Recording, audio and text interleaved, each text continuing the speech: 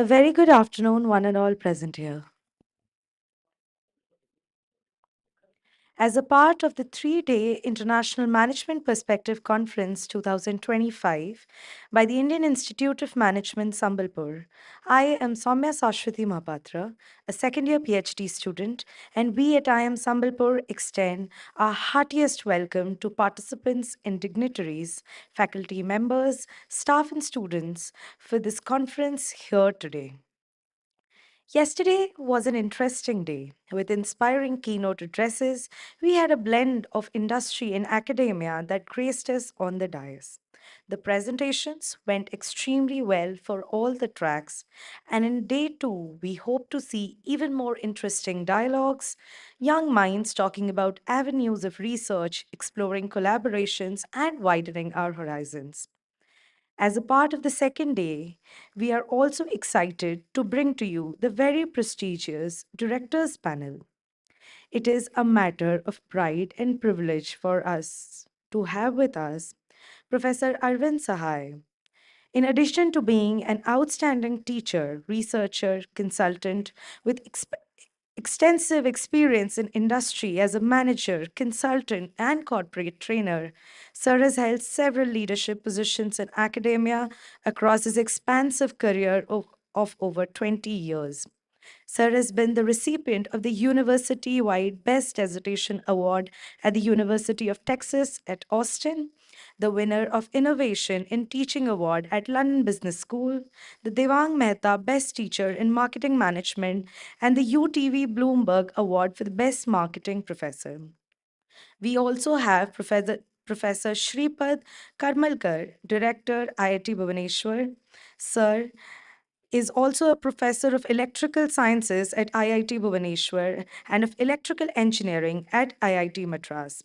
He received the BTech and accelerated PhD degrees in electrical engineering from IIT Madras in 1983 and 89, respectively. He has held several visiting research teaching assignments at several US universities and has authored numerous articles in journals, conferences, and books. We also take the privilege of introducing Professor Pawan Kumar Singh, Director, IIM Tiruchirappalli. He has served as the Director of MDI Gurgaon, Director in charge of Indian Institute of Management Indore. In the role of mentoring of Indian Institute of Management Sambalpur, he has served as the first chairperson of the academic committee and a nodal officer of IIM Sambalpur. He has guided research, provided consultancy, and trained about 20,000 personnel of all levels from almost all professions. We have with us today Professor Srinivasan R. Iyengar, Director and Professor JBIMS. Sir is basically a teacher, a researcher, author, trainer, speaker, consultant, and has been interested in consistent learning and sharing of knowledge. His current position is director and professor JBIMS University of Mumbai. He's a member on the advisory board of Journal of Business Retail and Marketing Business Management, Journal of Development Research, Bhagavad Gita Research Foundation. We have Professor Mrinal Chatterjee with us, Regional Director, Eastern Campus, Indian Institute of Mass Communication. Professor Chatterjee is a journalist turned media academician. Sir heads the Eastern Indian campus since 2006. A true blue academician at heart, he has written more than 20 books in the field of fiction and non-fiction and has recently been awarded with a D.Litt on 30th June 2022. I would also take the opportunity to introduce the founding director of IIM Sambalpur, Professor Mahadev Jaiswal. A force is led by the leader at the helm. Sir is a PGPX from Massachusetts Institute of Technology, USA, a PhD in computer science from Delhi University, and a senior Fulbright fellow from Carnegie Mellon University, USA. Sir has been a bright guiding force for all of us here. Sir has also been recently conferred an honorary degree of DSc by Sangam University. I extend a hearty welcome to all of you on the behalf of entire IIM Sambalpur fraternity.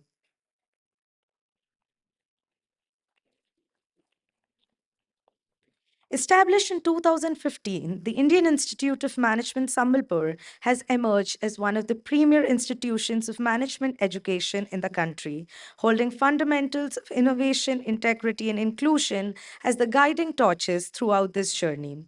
IIM Sambalpur currently hosts the 11th batch of full-time MBA students, along with other programs like Executive MBA, MBA for Working Professionals, MBA Business Analytics, and dual degree programs like MBA FinTech and DBA program in collaboration with Bordeaux University, along with PhD programs for regular as well as executive scholars. I would now request all our guests to please be seated on the dais. Can we have a huge round of applause for our guests for the day?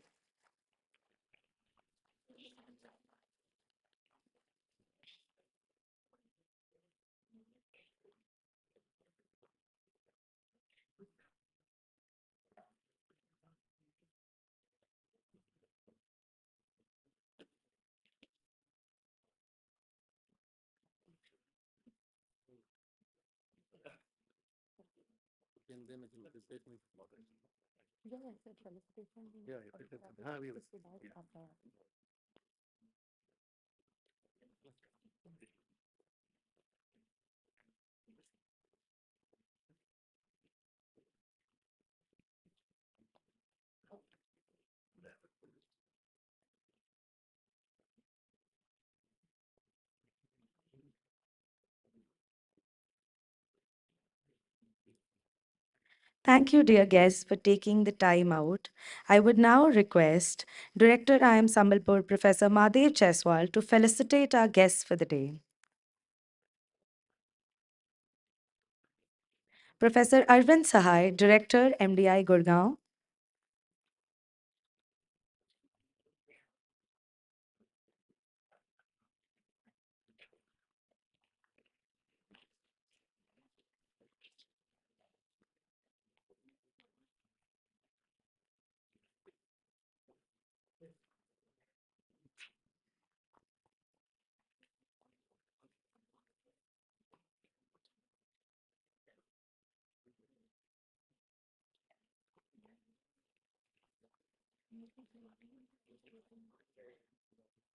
Professor Shripad Karmalkar, Director, IIT Bhubaneswar.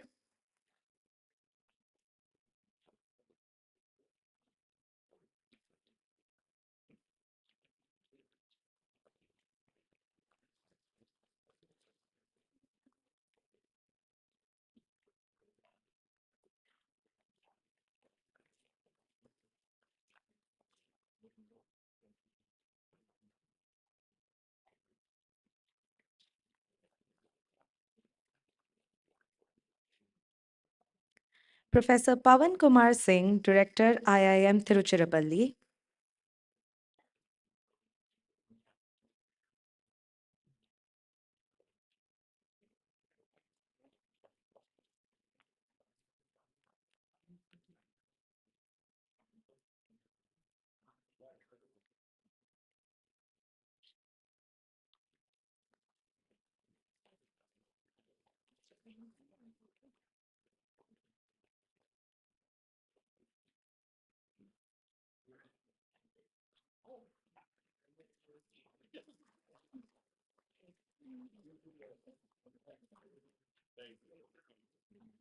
Professor Srinivasan R. Iyengar, Director and Professor, JBIMS.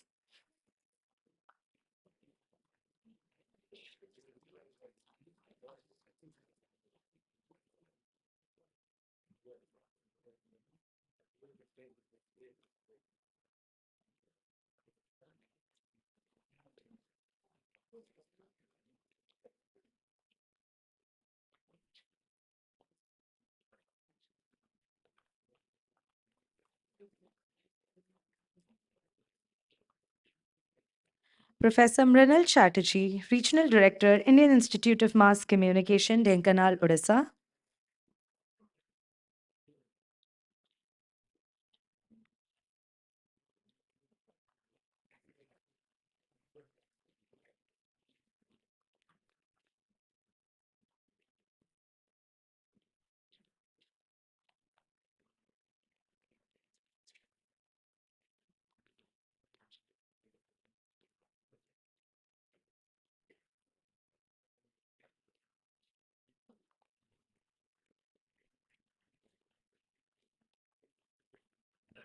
Thank you, sir. Thank you, dear guests.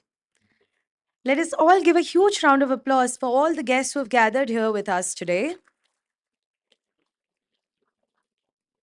We gather here today to discuss on B School Leaders' Dilemma. Where should the emphasis be in the context of digitalization, entrepreneurship, and sustainability? I would now hand over the dais to Professor Jaiswal, Director IIM Sambalpur, to moderate this session. So please.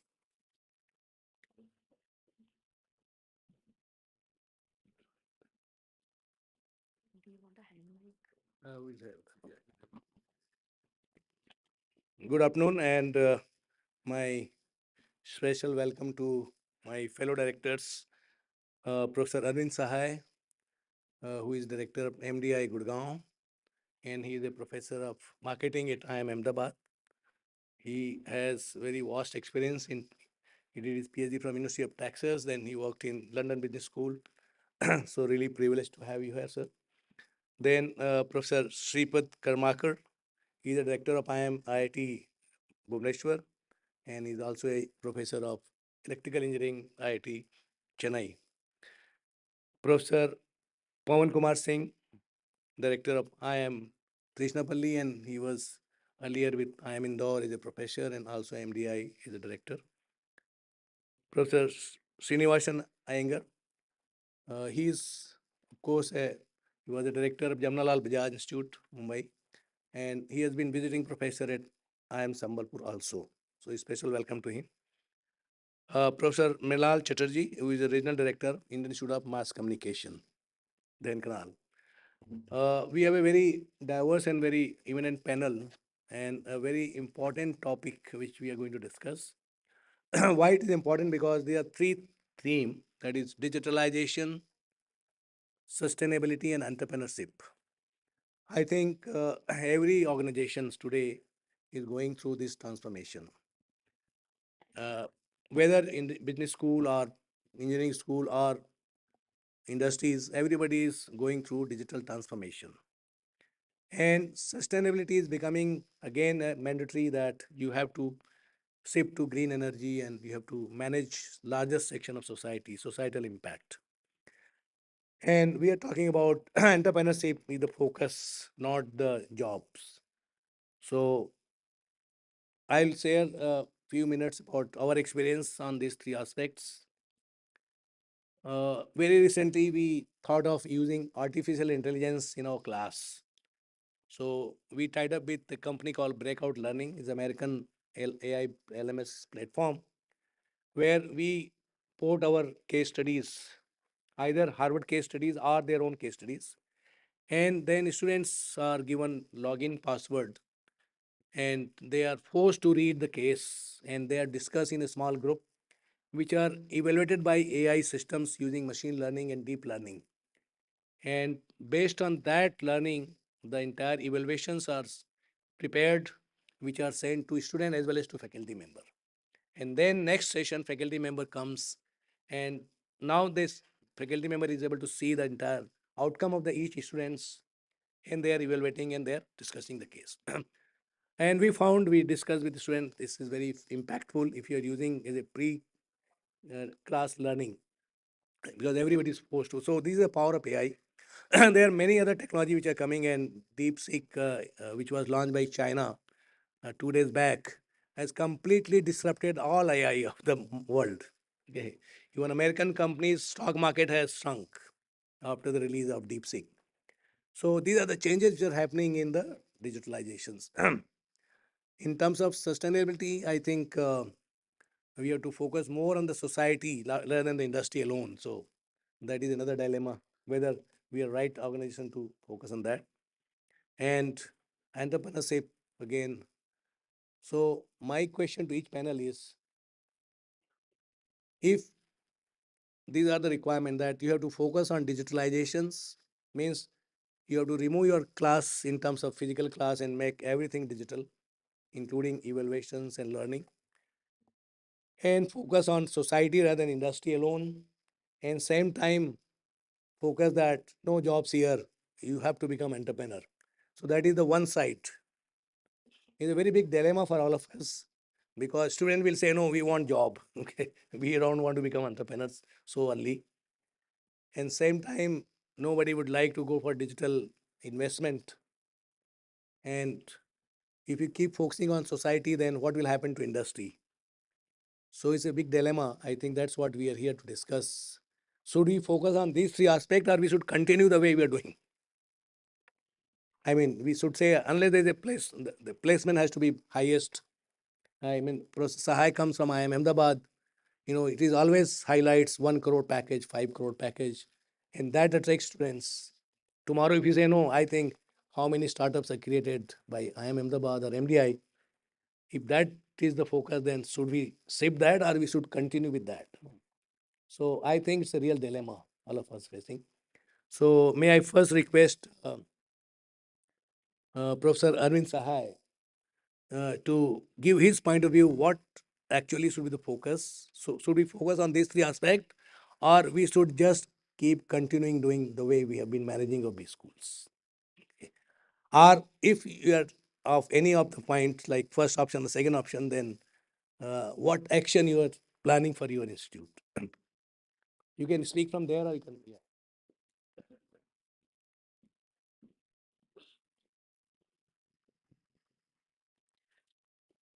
Thank you, Mahadevji. I think uh, Being asked to go first is always a little dangerous. Um,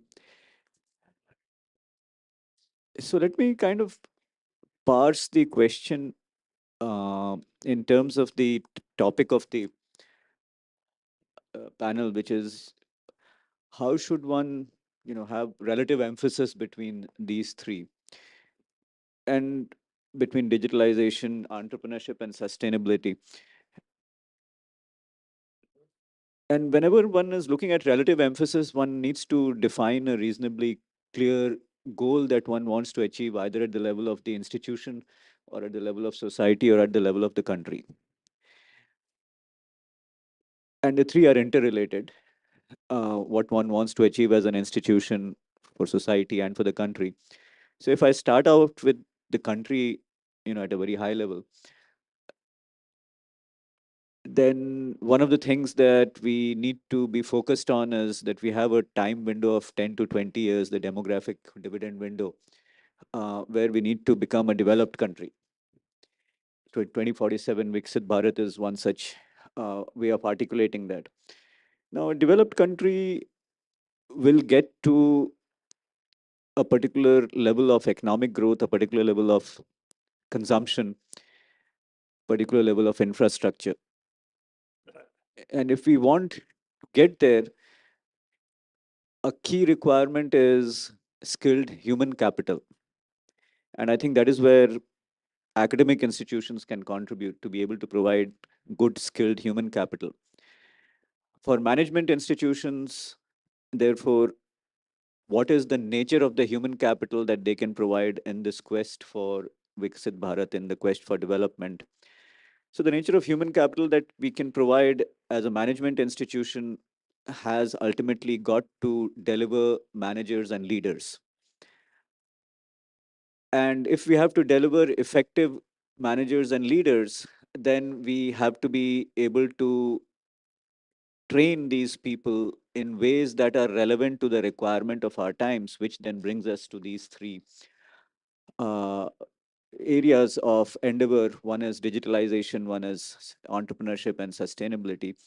Uh, because the nature of jobs will change, entrepreneurship by itself will become a job, perhaps digitalization is a given, and we want to leave a better place for our children than what we have at the moment. So all three are required.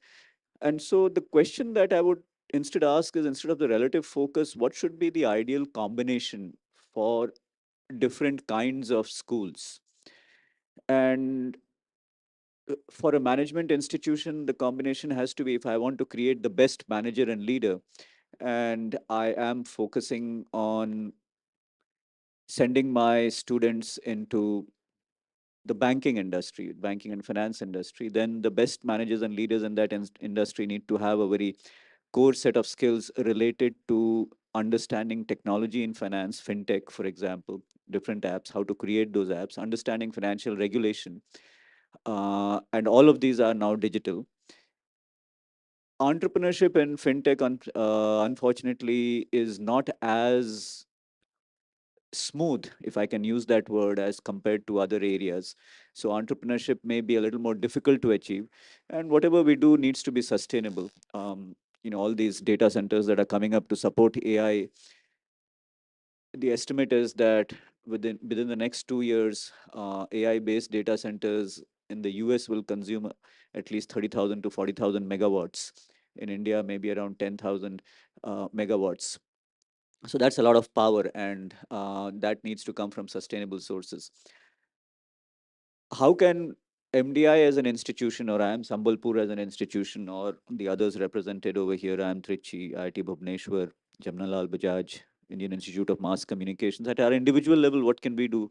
I can speak only for MDI Gurgaon, and maybe a little bit of what I've seen in IIM Ahmedabad.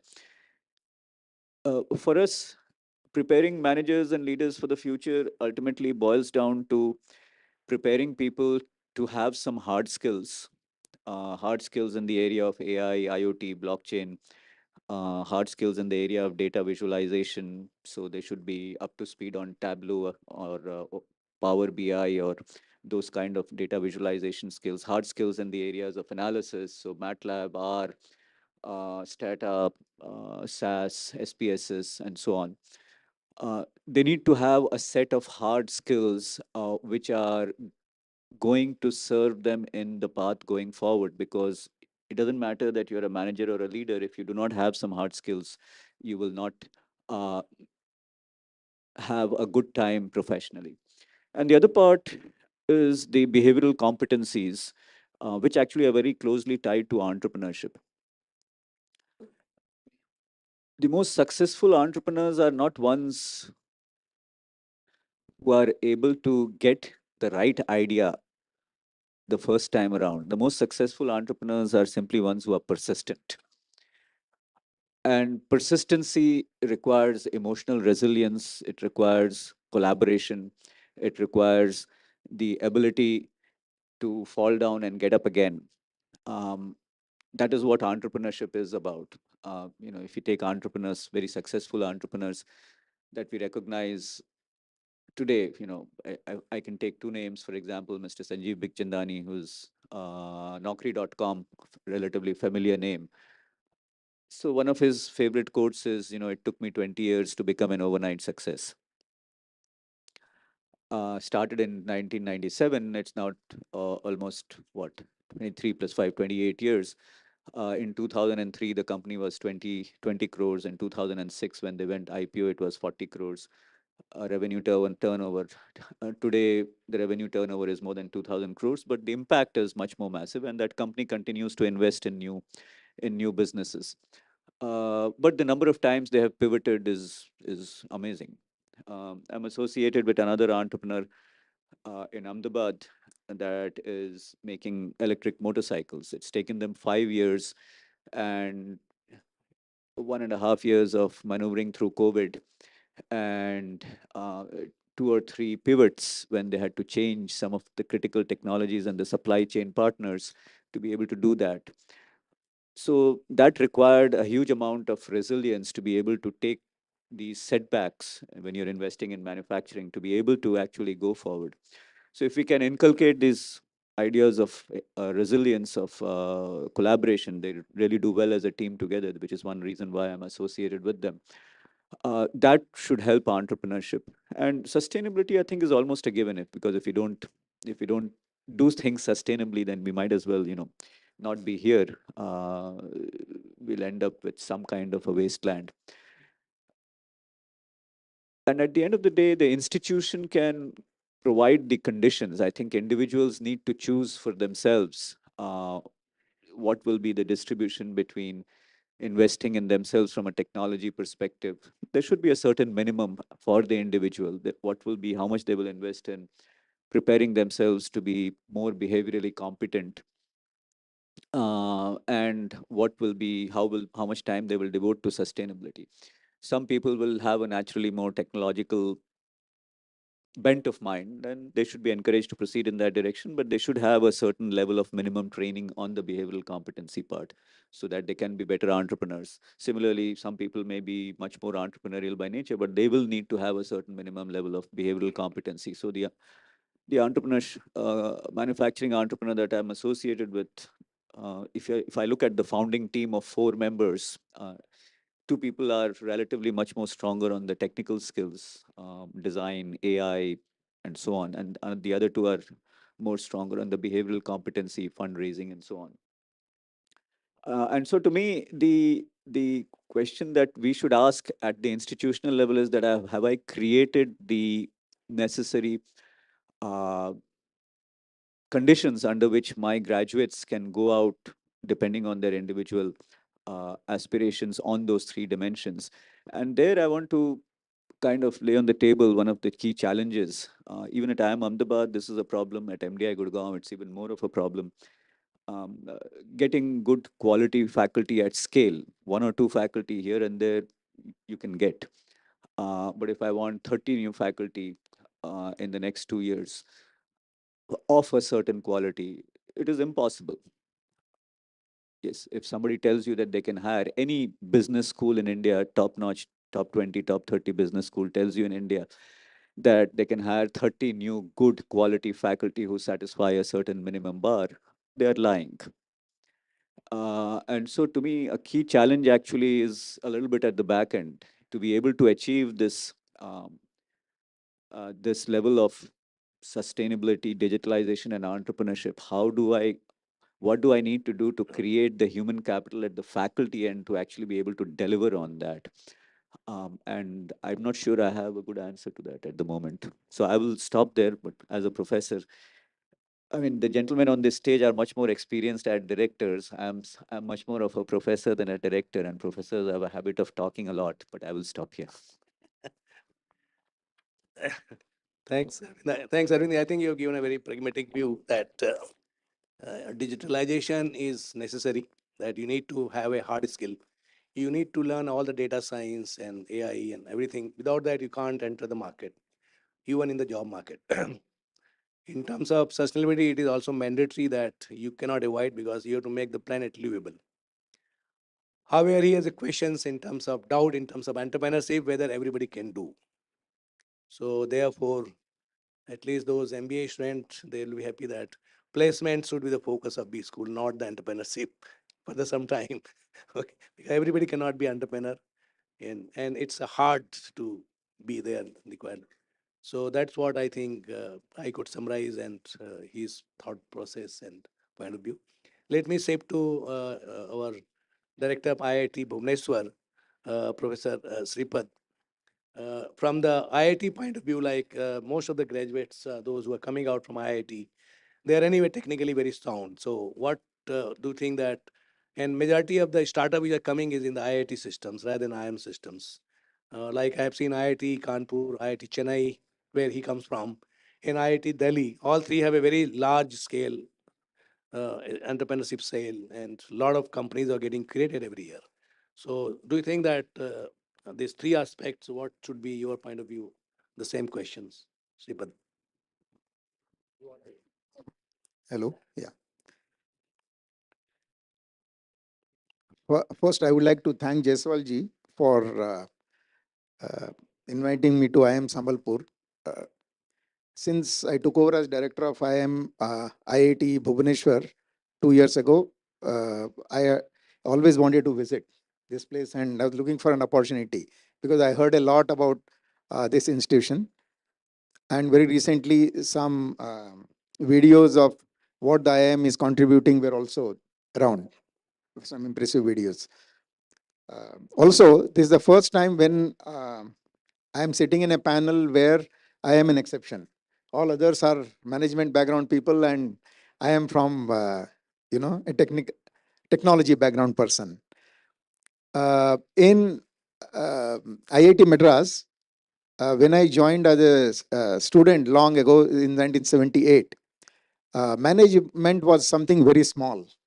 In fact, there was a school of humanities and social sciences where there were a couple of people who used to talk about management and offer courses. Since then, things have changed a lot, and we have a full-fledged management department in IIT Madras. Though in IIT Bhubaneswar, we don't have it yet. So, I mean, with that background, let me make a few points on these. Um, let's look at digitalization. All of us, the digitalization word has entered a narrative of an average person in the last 10 years and more during the COVID time in the field of education. Now, digitalization is it's something that you cannot avoid and you have to do it. What I find is that people are not well versed with the tools that are there. For example, if I start with the PowerPoint, which is an example, simple but very widely used example of digitalization in presentations. We still find that people do not know how to use the PowerPoint effectively in teaching. First of all, how to prepare PowerPoint slides itself. So I feel that there is a need to do some training on how to use these tools effectively. Let's take another example. Online teaching, which has become very important, and NEP talks about online use of online teaching for inclusivity reaching people in faraway villages and so on. Definitely, um, videos which are there on the internet, for example, created under the National Program on Technology Enhanced Learning, has created a very good image about the education in India abroad. For instance, if you see the comments below the videos, many of them say, those who are in US and other places, that we didn't know that there can be such good teachers in India also.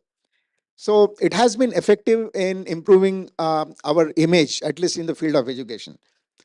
However, if you see the skills that teachers have in how to effectively engage students in online teaching, we find that these skills are lacking. So again, I make the point that a very good tool is available. You can do online teaching, but how to keep a student engaged? And there was a nice photograph that was shared in COVID, where a grandmother was taking notes for a primary school student, and the student was sitting on a bench, but you know, his back was lying down and his head was on the floor, showing how the online teaching was happening. So effective use of the tool again. AR VR is another great example of digitalization. How to use this for training people effectively. We have to look at that. Another example is ERP, Enterprise Resource Planning. At IIT Bhubaneswar, we are trying to put everything on ERP, starting from submission of the thesis to accounting, and everything that you can. And we find it is a great challenge. Though we say that digitalization has entered and people are using these kind of tools. So I would say that digitalization is very, very important in all areas, but we need to learn to use the tools effectively and even make the tools uh, with least amount of faults and so on. Let me come to entrepreneurship.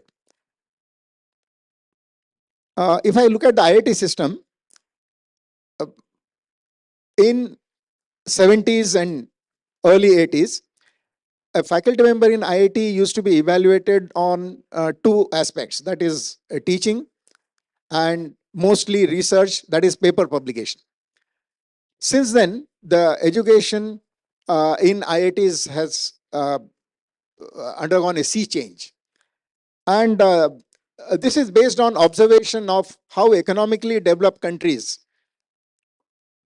in economically developed countries, what is the driving force of their improved economy. So it has been observed that if you take the education of universities, well-known universities in the US, for example, then a significant part of the curriculum there is devoted to uh, subjects which try to train a teacher to become a good entrepreneur. First of all, the percentage of young population, let us say between the age of 25 and 40, that is involved in entrepreneurship is close more than 15%. Whereas in India, it is less than 5%. So looking at these scenarios, IITs have consciously transformed themselves to include courses in the curriculum which try to give a taste of entrepreneurship and also prepare students who are entrepreneurially inclined to immediately, get into startups and transform their ideas to commercialization. At IIT Bhubaneswar, for example, we have introduced a course called Introduction to Research and Entrepreneurship. Every research scholar has to go through this particular course. And this course is taught in a modern pedagogical manner, meaning mostly through reading and activities rather than lecturing. We also introduced a course on innovation and product management for undergraduate students. So, and then the research and entrepreneurship park, this has become a part of every IIT system. For example, everybody knows about the research and entrepreneurship park of IIT Madras, how it has contributed to incubation and startups. At IIT Bhubaneswar also, we are building a 130 crore research and entrepreneurship park. Right now, we are mentoring about 80 startups. So I feel entrepreneurship is also a very important component which the educational institutions have to uh, incorporate.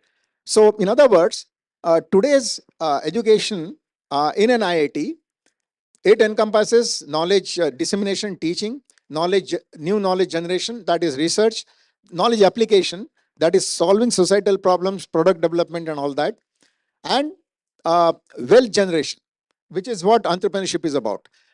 30 about 30 40 years ago, when I was a student, entrepreneurship was looked at as money making, not something that an institution that talks about scholarship and so on should be concerned about.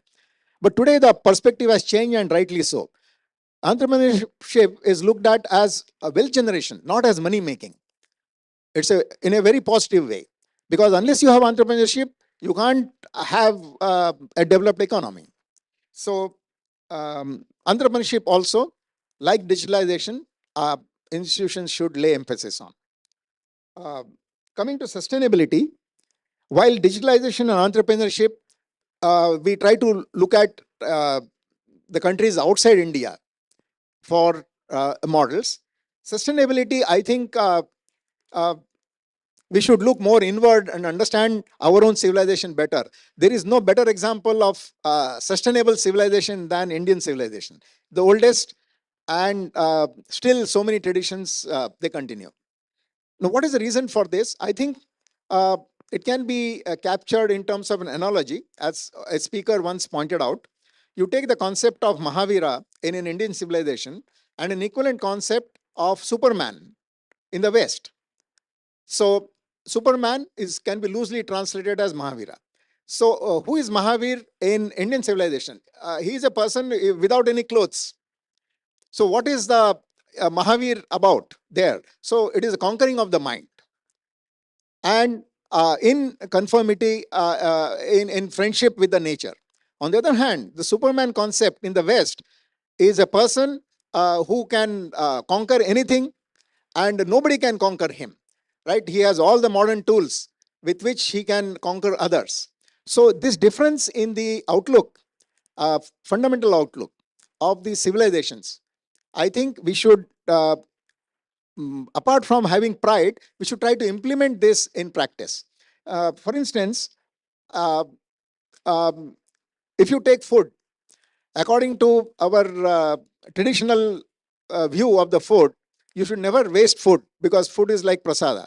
Unfortunately, however, if you see the amount of food wastage that is there, let us say in hostels and so on, it is very, very significant. So there is an issue of implementing the ideas which, where we civilizationally we are strong, but apart from awareness about them, we also need to implement. So I think sustainability also is equally important. Uh, I am going to focus on this implementation aspect. That is what concerns me. Let's take the AC. What is the ideal temperature at which you can have the AC? Now, it has been suggested that the temperature should be between 25 and 27, whereas all of us know the AC temperatures that we have and we try to maintain is less than 18 or between 18 and 20. So I think this is not in conformity with the concept of sustainability. Similarly, lighting in buildings, our buildings should be such that they can get a lot of sunlight. So this should be taken care of in basic design of the building itself. This is something that we have to look at. Then waste management. In IIT Bhubaneswar, we have started um, uh, an initiative, on how to uh, transform our waste into things which are useful. So apart from that, water resource management is also another thing. One can talk about many things, but I think with this I will stop. Thank you. Thanks, thanks, Professor Sripad, for your clarity in terms of IIT system. At least entrepreneurship is has been given a very high importance, and every IIT now has compulsory and evaluation for the even faculty that how much he is engaged with entrepreneurship, and that's the reason why large number of students are actually coming out from IIT system in the startups and not much from the IIM systems. which should also be the same. But I visited, Stanford University B School, and there they don't admit a student who is not interested in innovation and entrepreneurship, and therefore every student who come out from Stanford become entrepreneurs. Same is the case in MIT, where they want everybody has to have innovation at least. They have to create some patent or some ideas. Harvard is the only B school which looks still as a leadership, like they want you should become the top manager. So these are the changes in US, but India, I think it will take some time that when we reach. But thanks for your, I think, clarity in this. Let me now bring to IIM system again my friend Professor Pawan Kumar, director of IIM Trichy, to listen to his thought process, because he strongly believes the Indian knowledge system. So whether we can really fit into this digital world or entrepreneurship world, or what is called sustainability world, whether how we can really, and what is your thought in this? Yeah, yeah, yeah.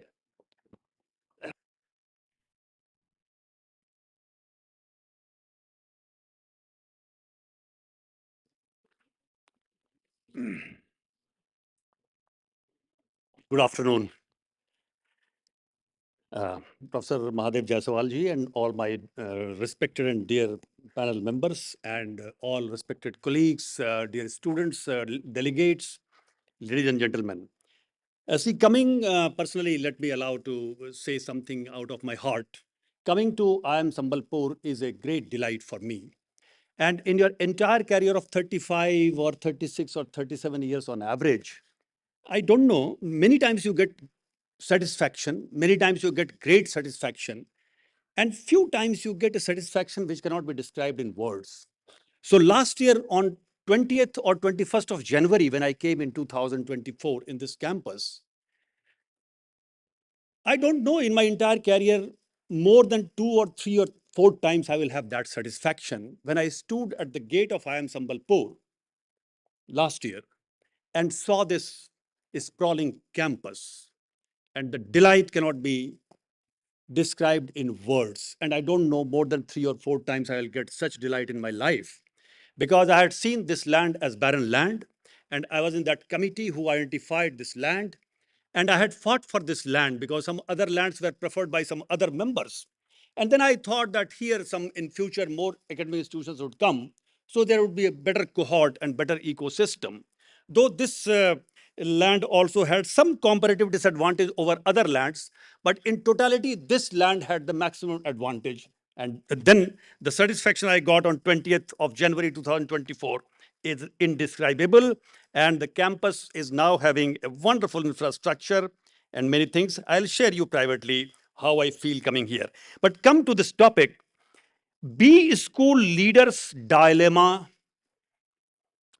Where should be emphasis? Where should the emphasis be in the context of digitalization, entrepreneurship, and sustainability?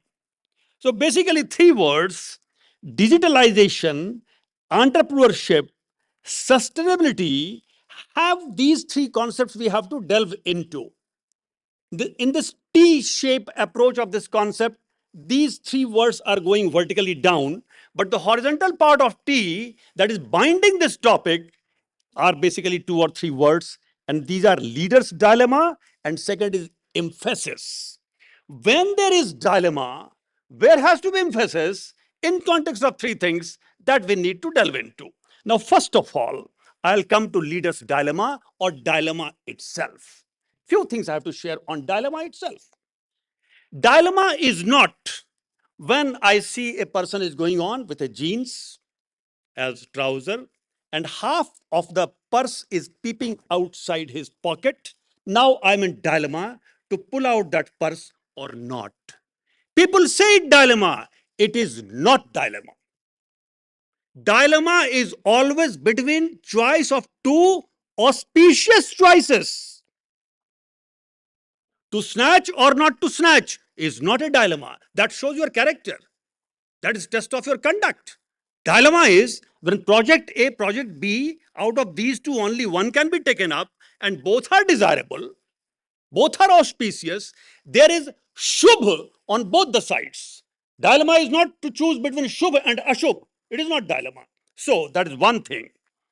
And I find a lot of students in this audience, थोड़ा मैं बता दूं बच्चों, ज्यादा छुई मुई न बनना. Touch me not. And as OB professor, we very seldom speak anything that is absolute. Examine, see the context, we say. But somewhere we say absolute. And here I'll say you few absolutes. Number one, beware of those speakers. In future, you will listen to them, or you might have listened who use this sentence. Life is full of dilemma. Be careful of such speakers. Why? It is my humble submission. I don't believe in life is full of dilemma. I believe in other sentence which says, life has some dilemmas. Sometimes we face dilemma. Life is not full of dilemma. Full of dilemma means, let us say if I take a bar means a kind of, let us say, rectangle, horizontal rectangle, height is so less, and I divide into three parts, all equally. One I say as white, other as gray, and third is black. Life is full of gray area, we say. I do not believe in this. Life has some area which is gray. What is gray? Where I have dilemma. What is white? I'm clear this should be done. And what is black? I am again clear it should not be done. So white and black are opposite also in color, but in this context, white and black have this commonality, that white means clarity and black means clarity. Black means I will not do that. White means I will do that. What is gray? Should I do that or not? That is dilemma. Now, when we say life is full of gray area, it means life is full of dilemma. It means your white area is 20%, black area is 20%, and 60% you are living in gray area. No. My formula is that abate. English is a funny language. Abate means to reduce, and abet means to increase. Anyway, I am talking about ABATE, abate. Abate means reduce the width of that gray area, and let you in your life, let us say 40% should be white area, it must be done. 40% should be black area, means clarity is there, it should not be done, and let 20% be gray, no problem. इसलिए मैंने कहा बच्चों ज्यादा छुई मोई मत बनो. Life is full of grey area. अरे believe in your self. You can define white, you can define black. Some gray will not, will keep chasing you still, though you have supreme clarity. But see that dilemma we come across less often than we keep declaring that I am in dilemma. That is my take. So based on one of my researches, I'm not going into that detail because it is a panel discussion. Abate, state, debate, contemplate, meditate, and perpetrate are the Ramban for the disease of dilemma. Abate means reduce the gray area. State means clearly spell out where is the dilemma. Because if diseased person does not spell out clearly before doctor, the diagnosis would not be proper. So in this organization, there has to be culture of a state. Debate. Don't push anything below carpet. Debate it out. Contemplate. Think about it. Means we have debated in interpersonal world, then I should contemplate in intrapersonal world, because dilemma, after all, its seed place is in intrapersonal mechanism. Meditate. See, I'll just tell you briefly. In 1892, 1893 was Chicago, means Chicago address by Swami Vivekananda. And 1892, he was utterly confused person. He reached Kanyakumari, jumped into the sea, swam across 400 yards, and went to what is called now Vivekananda Shila, and there is a temple now. And Vivekananda was fully in dilemma. What to be done, he was not sure, not clear.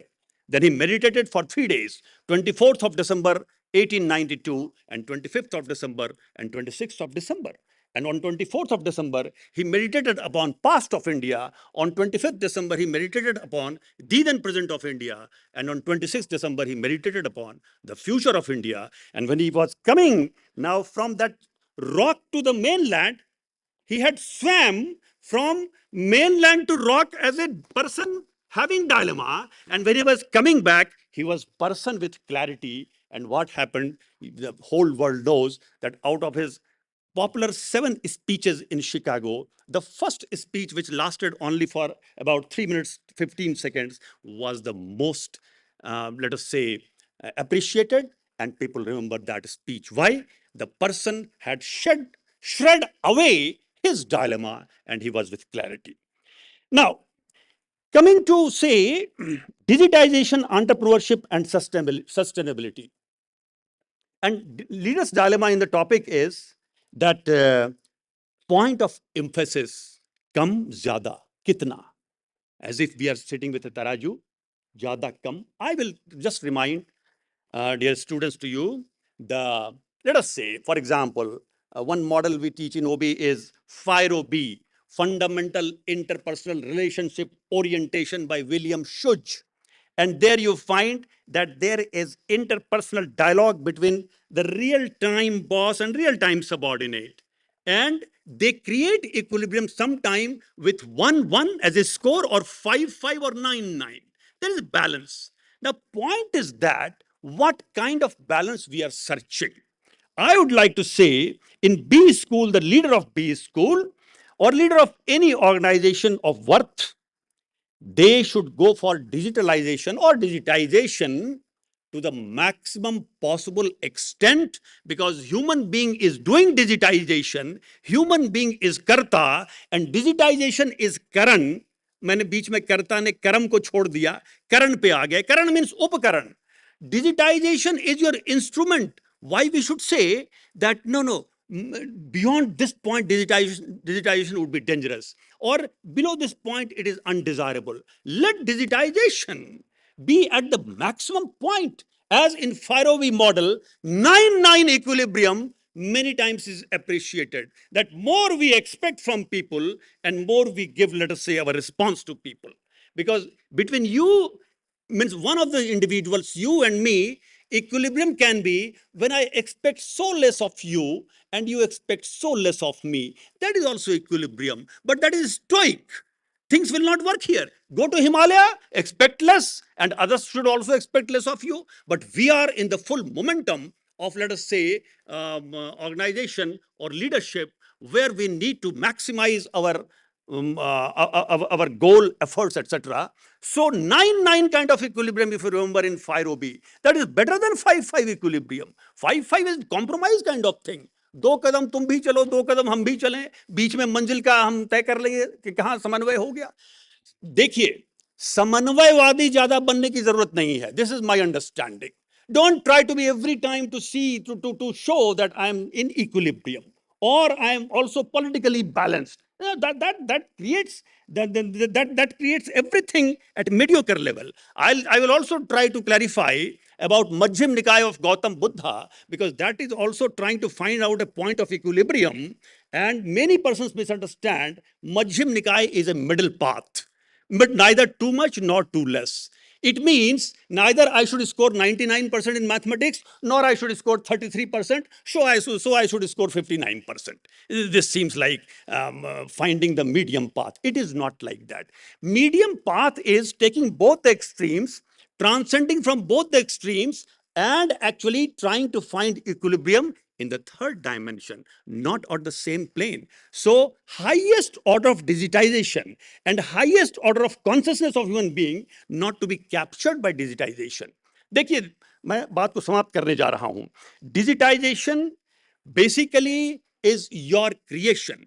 Have it to the highest possible extent. But the danger is that you know the story of Shiva and Bhasmasur, that I created digitization and I became captured by digitization. The problem is of servant and master relationship. So if human being remains master and digitization remains servant, that is fine. I'm sorry to say, but don't mind it. We should be good in mathematics and we should be good in literature, language also. But have you any confusion while preparing for CAT? What is the dilemma? Should I emphasize more on English language, or should I emphasize more on, let us say, quantitative techniques? You try to create maximum equilibrium, that in both sections I should get more than 98 percentile, so that my overall score goes 99.8 percentile.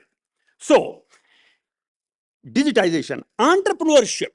Here I remind myself with Bhagavad Gita, when Arjun asked that I have a problem, I will not be able to fight, then there was no confusion and dilemma for Krishna. And he said that in 6th chapter he gave Dhyan Yoga, in 12th chapter he gave Bhakti Yoga, in 15th chapter he gave Purushottam Yoga, in 3rd chapter he gave Karma Yoga. He gave all kinds of support. So leaders of business school basically should give support to become leader. If you want to enter the scheme created by others, means if you want a job, B school should be able to prepare. And if you don't want to enter the scheme created by others, you want to be entrepreneurs, B school has to give that kind of environment. Peter Drucker had said, only mediocres enter the schemes created by others. And on that parameter, certainly if I find myself, I am a mediocre because schemes are created by others, I entered into it. Anyway, so I will invite students' attention towards entrepreneurship where you become master of yourself, and organization has to, means B school, IIM Sambalpur or Tiruchirappalli has to give emphasis. If you want to be entrepreneur, become. If you don't want to be entrepreneur, no problem. But that environment has to be, again, at maximum momentum. And lastly, sustainability, there's no dilemma that how far sustainability has to be emphasized. It has to be emphasized. We are responsible for making this world more beautiful for our great grandchildren. And if we go to Rig Veda, it had given that kind of dilemma resolution. And Rig Veda had said any entrepreneur, any enterprise should draw surplus or benefit out of its efforts in the same way as a honeybee sucks honey from a flower without disturbing the beauty of the flower. If we disturb the beauty of society, if we disturb the beauty of geography, if we disturb the beauty of ecology, then that kind of profit is going to be creating a boomerang effect on us. So sustainability, and do we think sustainability and productivity is into indifference curve kind of relationship? Utterly wrong. It is not in that more emphasis on sustainability will perhaps create a dent on my productivity emphasis. No, not at all. We have to emphasize on sustainability at maximum extent, and simultaneously we can emphasize on productivity also and efficiency also.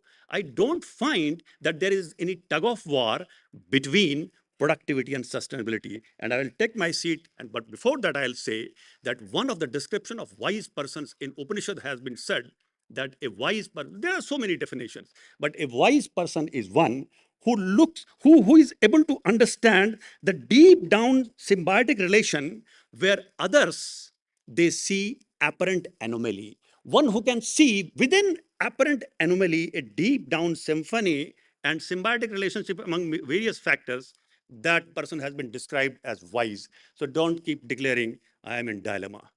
Thank you.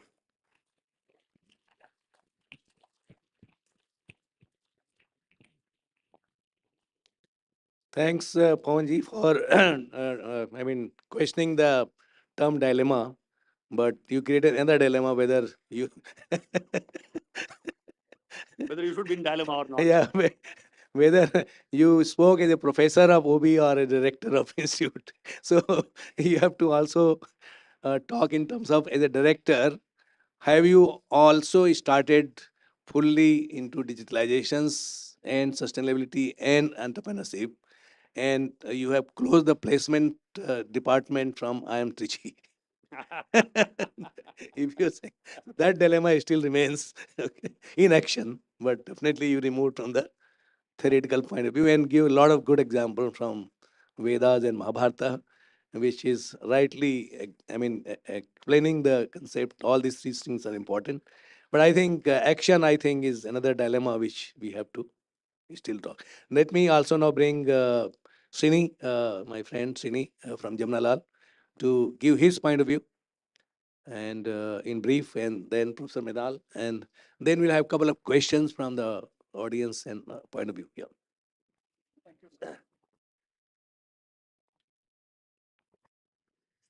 Thank you, sir. Happy to be here. Now I am in dilemma.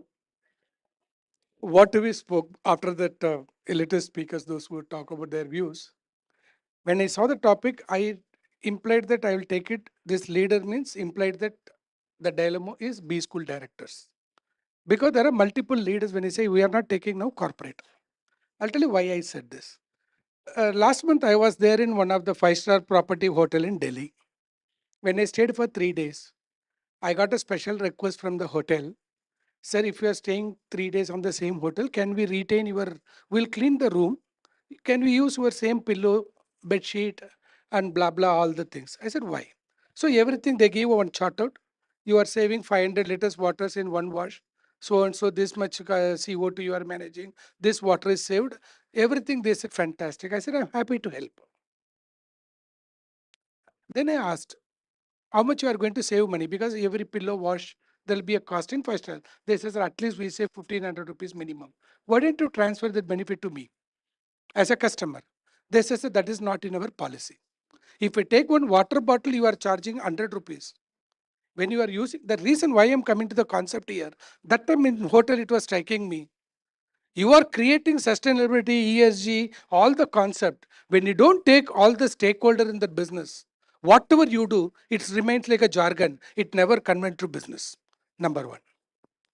I will now try to connect the business school director dilemmas.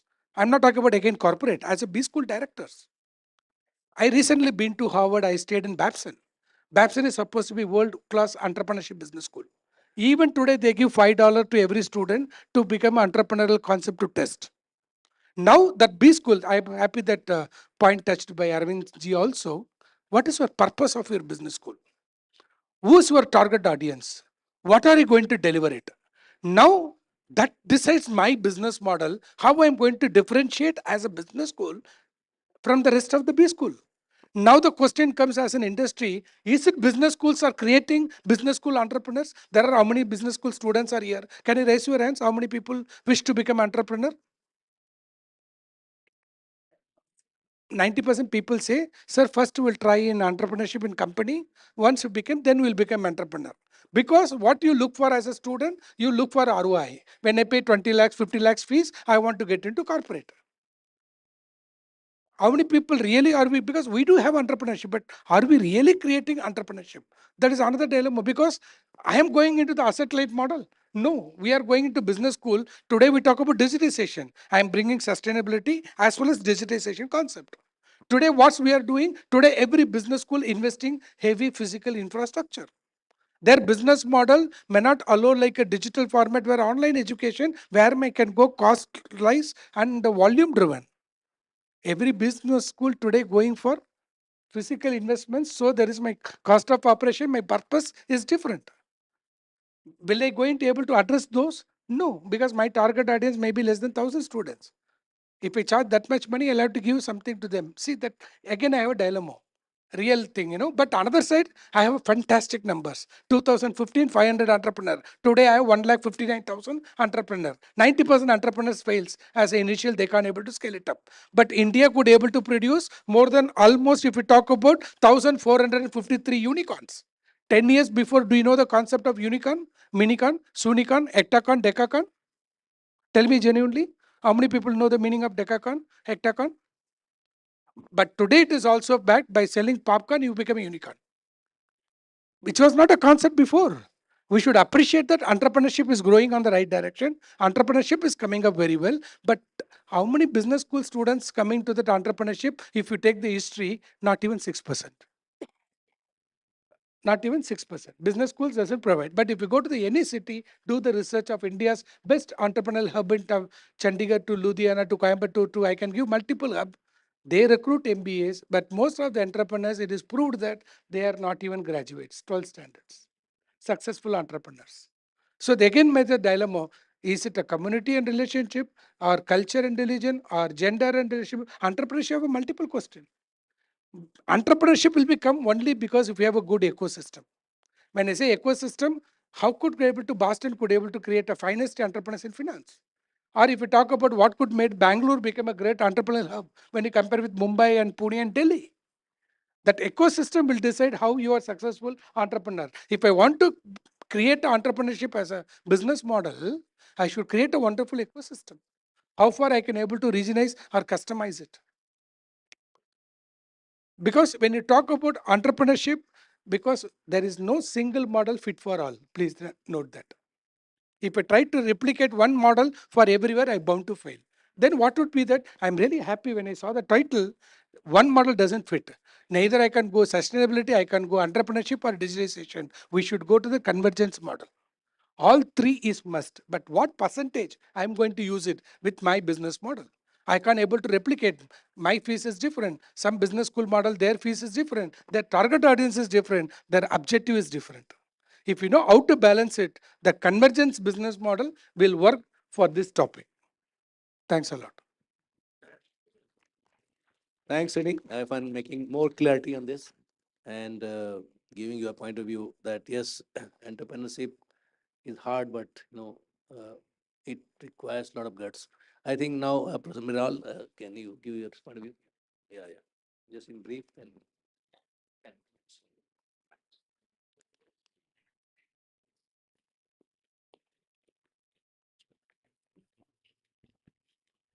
मेरा पहला dilemma था मैं वहां बैठ के बोलूं या यहां आऊं. I came here not because I have many things to say or some profound truth that I can share with you. The major purpose of coming here was बहुत देर से वहां बैठा था, ये जकड़ रहा है. बिल्कुल plain. And another thing, unlike dignitaries here, I am neither from business school background nor from technical background. I am humanities and social science background. So let me look at this from a prism of social science and humanities. At times, बिल्कुल बाहर से अगर एक problem को देखते हो तो probably you get better results. Probably. एक छोटी सी शेर सुनाना चाहूंगा. कहते हैं कि देखते हैं अब क्या मुकाम आता है साहब. देखते हैं अब क्या मुकाम आता है साहब. सूखे पत्तों को इश्क हुआ बहती हवा से. This is the decision for that. सूखे पत्तों को इश्क हुआ बहती हवा से. The first reaction to this शेर will be, अच्छा अब तो ये सूखे पत्तों की कवाड़ा होने वाला है. Because सूखा पत्ता will flow away. Those who are not familiar with English translated this into English. Let's see what happens as the dried leaves have fallen in love with wind. So natural reaction is the सूखे पत्ता will flow away, fall on ground and rot. And that's the end of सूखा पत्ता. Think little ahead. Is it so?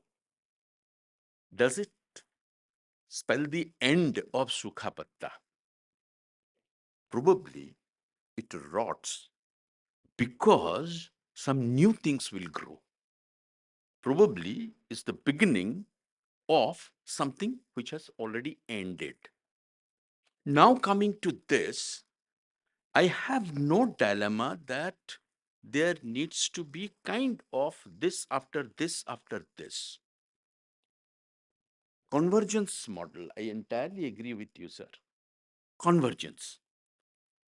And I entirely agree with this thesis that every B school or every school for that matter, every school, whether it's a B school or a technical school or a communication school like we have, right? Every school should have this freedom to kind of put that emphasis depending on their priorities, depending their budget, depending their policies. Every school has its own policies, own priorities, own objectives, right? So it needs to be completely left to the individual schools to have that mix right. right? Having said that, let me take just 2 more minutes to foreground what I feel as a student of humanities and social sciences. I feel digitalization, absolutely common man's point of view, digitalization eventually will happen. Eventually will happen. For entrepreneurship and sustainability, you need to make an effort. Right? Digitalization will eventually happen. AI था, chat GPT था, अब deep seek, Kimi, and a lot of other AIs have come, Chinese AIs have come, and probably we will all be using that. Tomorrow something else comes, right? So yes, we have to make effort to make use of that. But I guess more important than that, in a larger scheme of things, not looking only at the micro level at only one B school, one C school, I call my school as C school, communication school, right? If we look at totality, if we look at the entire, you know, then probably sustainability, I guess, having earlier said that it's convergence model, which is the best thing. And entirely it should be left to the individual schools to decide. But when it comes to me and my view of it, is sustainability, because we till now, I entirely agree with you, sir, we till now are giving lip service to the sustainability. Sustainability factor has not been inculcated. वहां अंदर तक गया ही नहीं, रूह तक नहीं गया. जब रूह तक जाएगा, so gradually, we will kind of think of making businesses which is in sync with sustainability. Again, coming to Sukhya Patta. Yesterday, I was reading in Ukraine, in war-ravaged Ukraine, they are making use of Sukha Patta to make, those packing materials, which are biodegradable, right? Consider doing that in a place like Delhi.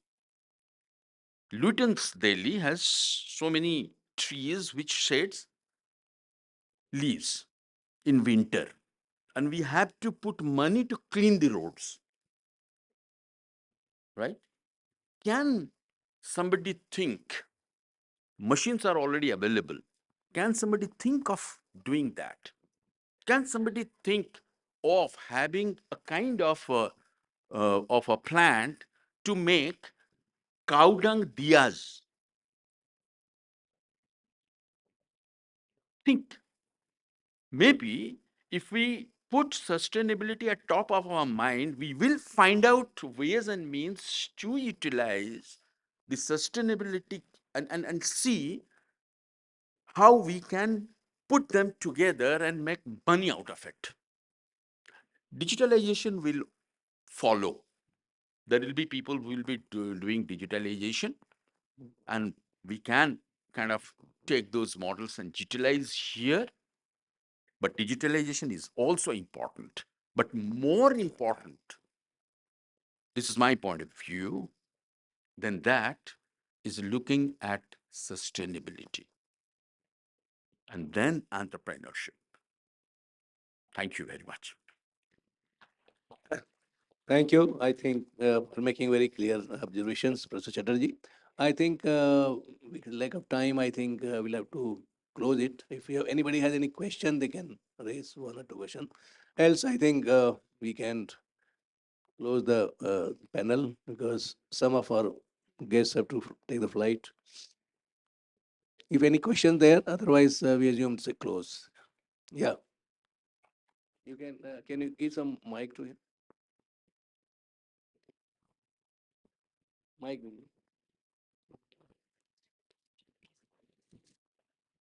we can also allow some comment or you. As a principal of the institution from past 30 years, UG to PG, my as a academician, as a syllabus setter, in each education institution, growing population for sustainability for the future, we had to create how much a percentage of entrepreneurs in agriculture, the food and allied sector, and followed by fintech. Startups are the digitalization required, but growing population for sustainability in every education institution, we had to create at least 20 to 30% about the food, real agriculture entrepreneurs. That means they go to the field and they'll grow for the future sustainability. This is my question, where each education institution should be part of multidisciplinary subjects like agriculture is a very, very important for the future sustainability to create entrepreneurs in that area, dairy sector or allied sector. That is my dilemma. When percentage, when it, sir talked about percentage, what type of percentage of entrepreneurs we had to create in the institutions? I think Thank you. very good point, right? Unless the faculty member themselves has entrepreneur's mind, how it is possible to create entrepreneur in the students. And that should be broad based, like should include everything. It should not be only technology based. Like the Indian population's 40% people are occupied in agriculture. That cannot be left it out. So I agree with you. I think if anybody has any point here, we can. Sir, as I said, there is no thumb rule or percentage. It depends upon the purpose and objective of the institute. If you go to example, Dapoli Institute of Agriculture Science, if you go that type of agriculture university, that similar type of startup, even they can focus 100%, nothing wrong. But if we are having a technology AI driven institute, if you want to focus on agriculture, maybe the percentage will go down because that doesn't suit the DNA of it. So it depends upon the purpose of the institute, who's your target audience. Based on that, you have to customize. Don't try to replicate the model 30% or 50%. There is no standard thumb rule. That's my view. I I wanted will, to know. sorry, go on. No, I had a doubt. So I wanted to understand what you mean by saying what percentage. I mean, what context are you talking about percentage? Sorry. Oh, syllabus. Syllabus. Acha, acha. Time or Syllabus you for mean the that way? human. Okay, okay. So I'll be a little bit off the wall here. If you look at developed countries, right, the percentage of population that is engaged in agriculture is minuscule. In the US, it's like 2% of the population. In Western Europe, maybe 5 or 6% of the population. The question that I would ask is that if we are looking at 2047, then what is it that we think will be the proportion of our population engaged in agriculture directly? And we should have a number. Our policymakers should have a number in mind. What that number will be, I don't know. But I don't think it will be 2% or 5%. It will be more. Um, Hopefully, it is not as much as it is just now. And so, therefore, one has to plan with that in mind. Let's say it is 20%. 20% is still a substantial number, and one needs to plan for that. The second thing that I would say is that, and I agree with my colleague, Director of JBIMS over here, that ultimately, uh, not everyone can be an entrepreneur. It's not possible. Um, the way that we are built genetically, only a certain number can be entrepreneurs or should even be entrepreneurs. And therefore, part of the job of even any institution is to be able to identify who those people are and to be able to help them become entrepreneurs if they want to. One of the things that we are thinking of doing in the admission process is to figure out a way to be able to evaluate people on some competencies outside of uh, just what we are doing just now, which is verbal and quant, and then use that as a screening mechanism just to eliminate rather than to choose. We don't actively choose these days. So those would be my two uh, two observations on your comment.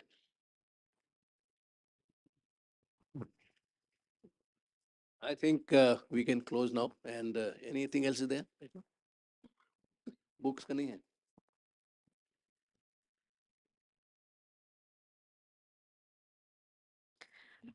Thank you so much, dear guests. We definitely had a lovely session. We had a lot to learn from all of the points that you mentioned. We shall also release our book on conference proceedings for Impact 2025. I request all the guests on the dais to join us for this monumental occasion. Yes. I would also request convener Impact 2025, Professor Soumyaranjan Sahu, to join us on the dais.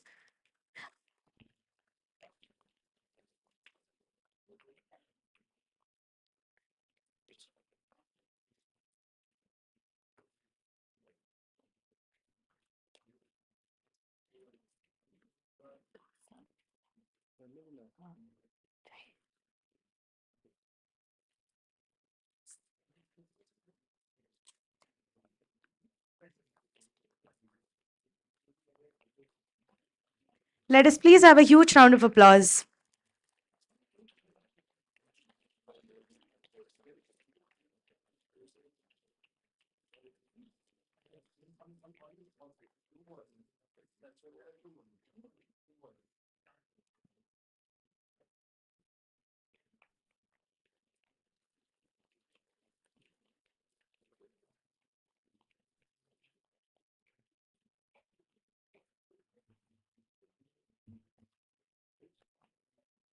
The book of abstracts and the proceedings of the conference are now live on the website. Participants, guests, and faculty members may please take a look at it from the website itself for the reference. A big thank you to all the esteemed dignitaries and guests, faculty members and participants, members of staff and students for having taken your valuable time out. We at IIM Sambalpur are delighted to have all of you here with us today. We shall now break for lunch at the community center. Thank you, guests. Thank you, the audience, for being with us here today. Thank you, ladies and gentlemen, and we hope you have a great day ahead. Thank you. Yeah, I thank also all my panel members for sparing time, coming all the way from their place. And it was really pleasure to have them here. And a lot of insight discussion happened. And also thank all the delegates and my colleagues sitting and students who participated in this panel discussion on a very important topic. I'm sure there are a lot of takes from this panel. Thank you. Thank you.